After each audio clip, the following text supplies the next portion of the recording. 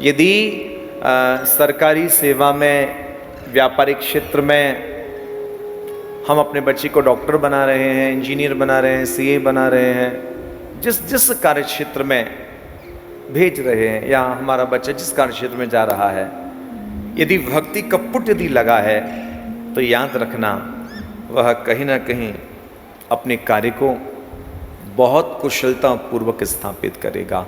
और एक और बात मैं भक्ति के लिए इसलिए कह रहा हूँ, वर्तमान में सबसे बड़ी चिंता का विषय यह है, आज की स्थिति में बच्चे कहीं ना कहीं शिक्षा को लेकर के डिप्रेशन में जा रहे हैं। कई बार टेलीविज़न पर हम लोगों को जानकारियाँ मिलती हैं, कई बार बहुत से बच्चे शिक्षा के दबाव में जो भी कारण हो कहीं ना कहीं मौत को मुंह लगा लेते हैं।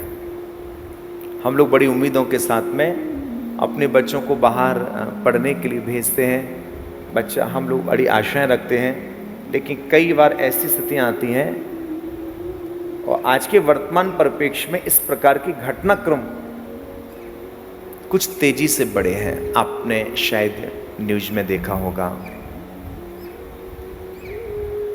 इसलिए हमारे बच्चे के ऊपर दबाव न आए। मैं इतना जरूर कहूँगा, क्योंकि आप सभी माता पिता हैं अपने अपने बच्चों के, कुछ बच्चे भी यहाँ पर उपस्थित हैं। कोई भी कार्य करो भक्त बन करके करोगे तो जीवन में कभी डिप्रेशन का प्रभाव नहीं होगा। आज छोटे छोटे बच्चों में tension, hyper tension, high blood pressure, diabetes, sugar देखने को प्राप्त हो रही है।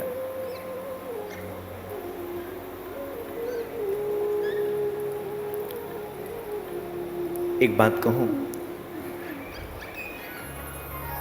सुदामा जी ठाकुर जी के भक्त हैं। जब द्वारकाधीश से भेंट करके वापस आए,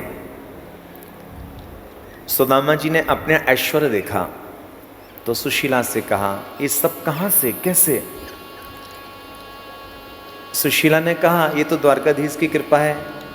सुदामा जी बोले, वाह, मैं तो अपने पामन को तोड़ता हुआ उतनी दूर तक गयो, मुझे तो कछु ना दियो, और तेरी ऊपर ऐश्वर्य जो सब कुछ दे गयो, सच बता तेरे पास कहाँ से आया? उसी समय भगवान ने सुदामा जी महाराज को पीछे से स्पर्श किया। सुदामा जी ने पीछे मुड़ करके देखा, प्रभु आप मेरे पीछे?